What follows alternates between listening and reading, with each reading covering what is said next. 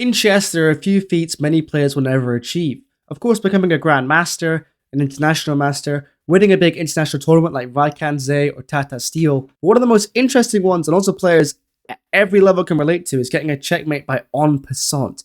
An extremely rare feat that few players will ever achieve, but I managed to get it in this game. I definitely want to get an en passant checkmate at some point.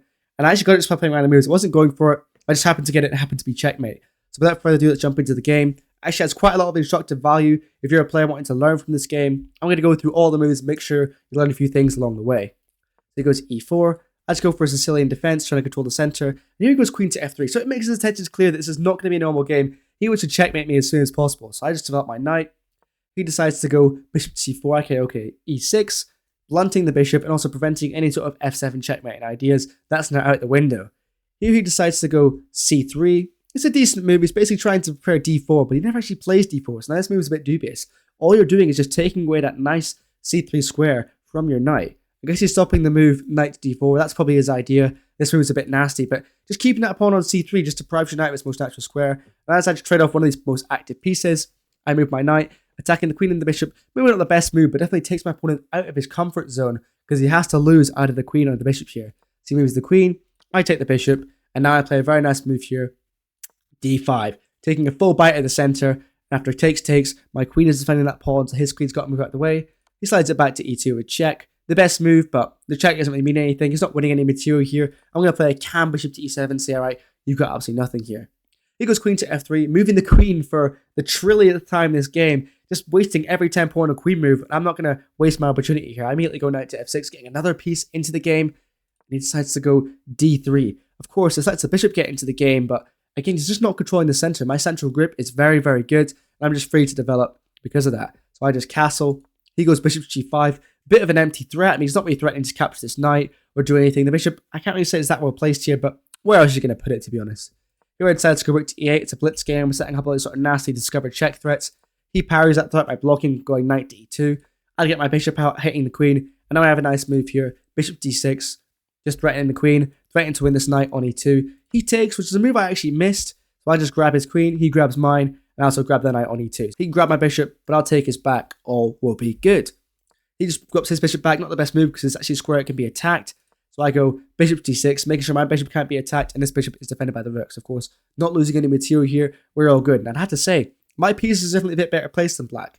I actually have 3 pieces in the game, and black only has 1. So he decides to get another piece in the game. Actually, no, he doesn't. He goes king to d2, getting out of the pin, very logical. But a better move probably would have been something like maybe knight to d2. But I can understand why he didn't want to get involved with that pin. It was nasty stuff. I go bishop to h5, the best move. And here he goes knight to a3. Not really a great square for the knight. I can immediately block all of its activity with a sneaky move like a6. Thinking, why are you moving a pawn?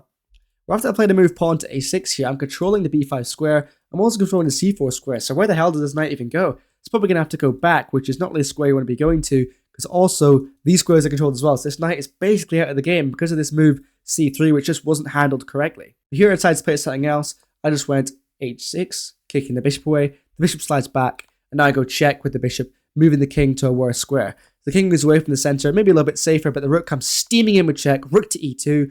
Now my pieces are really getting active and harassing that king. He does the best move, king to b3, but the king's a bit weirdly placed there. I mean, when is your king on b3? It's going to be a hard position for my opponent to handle, and I immediately try and pounce. I go a5, looking for some sort of checkmate, but there's no mate here just yet. He goes knight to b5. I decide to check him. His king flies over, and now his king's on h3. Or no, a3, so I'm like, what is the king doing on a3? He's going to get mated. I'm controlling so many squares around that king. I'm not sure how he's going to survive here, but it's not so clear what the mate is. I'd love to play a move like bishop d6, threatening maybe a discovered checkmate with the move like c4. But now he would just take my bishop, so I can't do that just yet. And maybe you're seeing how the en passant checkmate is going to come to fruition here. I play rook to a5, kicking that knight away, trying to give my bishop that d6 square. He moves the knight down, and I can take that knight for free. And in fact, I do. I don't set up the checkmate just yet. I'm not trying to be too tricky here. The best move, taking a free piece. My opponent actually blundered this, and now he's a bit flustered. He goes rook h to e1, trying to trade off. I go bishop d6, thinking, oh no, my rook. Obviously, it's a trade.